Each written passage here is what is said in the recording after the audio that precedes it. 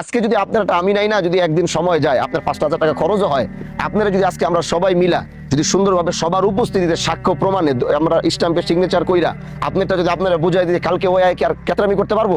কথায় কথায় আর পারবো? ওই কইতে পারবো যেখানে বা ওর জায়গায় আপনি কইতে পারবেন? পারবেন না। এটা অন্য সালিশ হলে সম্ভব, কিন্তু আমি যদি একবার সিগনেচার এখানে সবার উপস্থিত মুরব্বীদেরকে বসাই বলে যাই, এরপরে এটাকে 6 থেকে 6.5 করা সম্ভব না।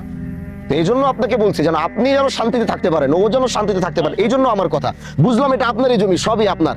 অভিযোগটা যেহেতু দিছে, এটা আপনার জন্য ভালো হয়েছে যে একবারে সমাধান হয়ে যাক, পরবর্তীতে যেন ওর ছেলে বা কারো যেন কোনো অভিযোগ না থাকে। এটা হলো আমার কথা। আমি কি বুঝাইতে পারছি বাবা আপনারে? এই জায়গাটা যে কিনা সম্পত্তি আর প্রায় 60-65 বছর ধরে বাপদাদারা খেয়েছে আছে, ওই হিসাব করে আমরা চলাফেরা করতে আছি। মা ভিতরে কয়টা হয় নাই। আচ্ছা। মা হয়েছে প্রায় 40 বছর আগে। আচ্ছা। সরকারি একবার আমিন মাইপি দিয়ে গেছে আমার দাদার আমলে।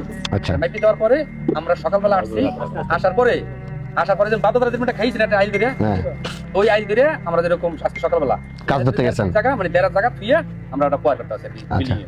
আচ্ছা। ওই বাপদাদার আমলে যে আইলটা আসলো ঠিক ওই আইলটা ধরে আমরা আপনারা বাপদাদার আমলে যে আইলটা যেটা কাজটা করছেন সেই আইলটা তারা মানে না, এটাই আপনাদের অভিযোগ? মানে না, এটা যদি তারা না মানে আচ্ছা, তাহলে ওই মুজে থেকে সরকারি আমিন আইন না মাইপে যদি এই জায়গায় পায় তাহলে সেদিন ভালো আসতে পারে। তাহলে আমার কথা শুনেন, তাহলে এখানে গ্যাঞ্জাম, এখানে আমাদের গ্যাঞ্জাম বাড়ায় লাভ নাই।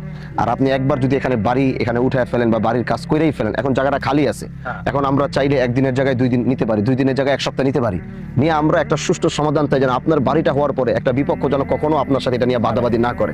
আজকে আপনি বাড়িটা হয়তো বা করে ফেলবেন, কালকে যদি এরকম সিচুয়েশন আসে যে আপনার জায়গা জমি কোনো একটা ভাগে উল্টাপাল্টা হয়েছে, আপনারা জোর করে বাড়িটা ভাঙাইলো, তখন আপনি লসটা বেশি না?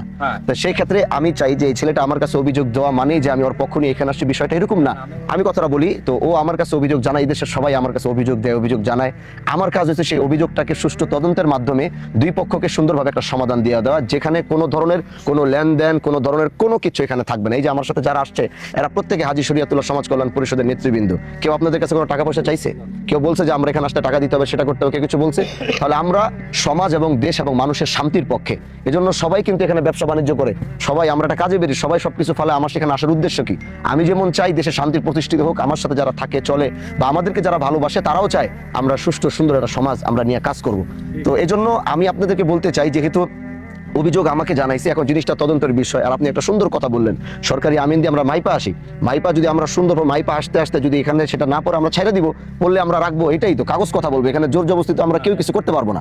তো সেই ক্ষেত্রে আমি আপনাদের কাছে অনুরোধ করব, এবং আপনি যিনি আছেন আমি আপনার কাছে অনুরোধ করব, তাহলে একটা সময়সীমার সামনে রাখা, যেদিন আমিও ইনশাআল্লাহ সর্বোচ্চ চেষ্টা করবো উপস্থিত থাকতে, আমরা এবং